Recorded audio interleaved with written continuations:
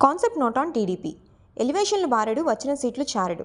బిల్డప్లు, ఎలివేషన్లు ఇవ్వడంలో టీడీపీ వాళ్లను మించిన వాళ్లు లేరు.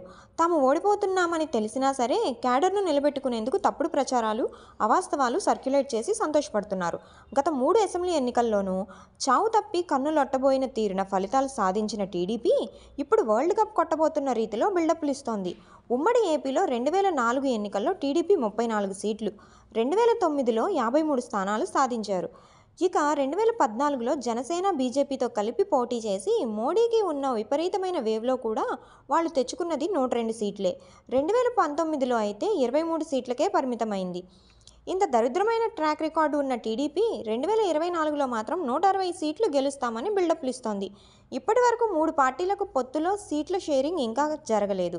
ఇటు చూస్తే చంద్రబాబు సభలకు రెస్పాన్స్ నిల్, చిలకలూరిపేట సభపై భారీ అంచనాలు పెట్టుకున్నా అది కాస్త తుస్సుమంది.